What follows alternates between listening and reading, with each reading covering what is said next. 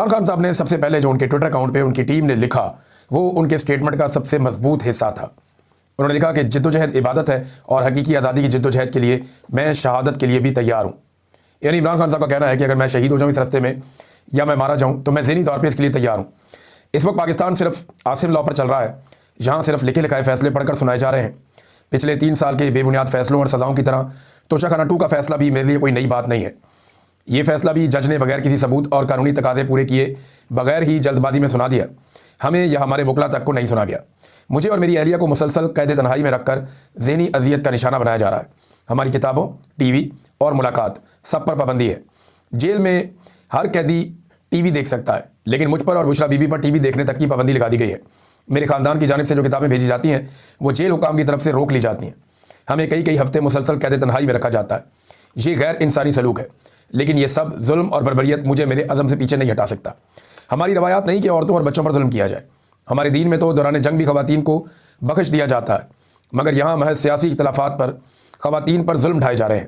میری بہنوں اور دیگر خواتین کے ساتھ اڈیالہ جیل کے باہر جو بدسلوکی اور ظلم ہو رہا ہے اس پر مجھے شدید دکھ اور افسوس ہے. یہ جو سلوک Bushra be be, doctor Yasmeen نبارنگ بلوچ اور دیگر خواتین کے ساتھ کیا جا رہا ہے وہ اسلامی روایات اور اخلاقیات کے برعکس ہے. میری اہلیہ بشرا بی بی کو صرف مجھ سے بغض میں قید تنہائی میں ڈالا ہوا ہے. حالانکہ ان کا تو سیاست سے کوئی تعلق بھی نہیں ہے. وہ ایک گھریلو خاتون ہے. فوج میری ہے اور پاکستان قوم کی ہے. جب میں عاصم منیر پر تنقید کرتا ہوں تو وہ ایک شخص پر تنقید ہے جیسے ماضی کے ڈکٹیٹر پر بھی ہوتی آئی ہے. عاصم منیر نہ تو کسی عوامی ریفرینڈم کے تحت ملک پر بیٹھا ہے نہ عوامی ووٹ کے ذریعے آیا ہے. جیل میں میرے ساتھ جو کچھ بھی ہو رہا ہے ایک کرنل کے کہنے پر ہو رہا ہے جو عاصم منیر کے احکامات مانتا ہے. پاکستان میں قانون کی بالادستی کا جنازہ اٹھ چکا ہے. 2007 میں جیسے پی سی او ججز نے ڈکٹیٹر کا ساتھ دے کر عدلیہ کا تقدس پامال کیا ان کی کوئی عزت نہیں اور جنہوں نے ڈکٹیٹر کے خلاف مزاحمت کی وہ قوم کے ہیرو تھے. آج ایسے ہی آج کل جو ججز اس نظام کے خلاف مزاحمت کر رہے ہیں وہ ہمارے ہیروز ہیں.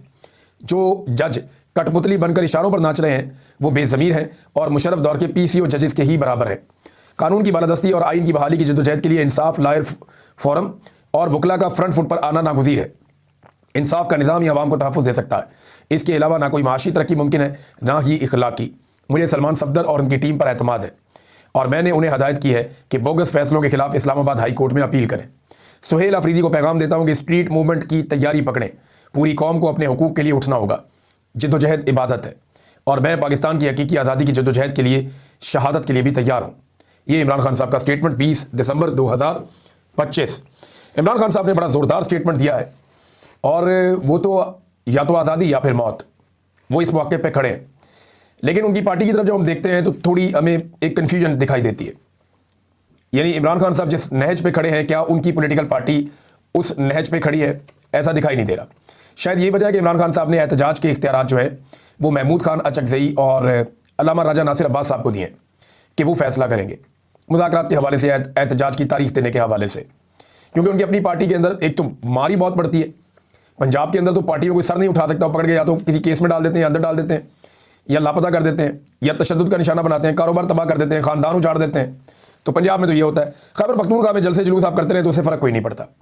لہذا پاکستان تحریک انصاف کو ایک بڑی موومنٹ کھڑی کرنے پڑے گی.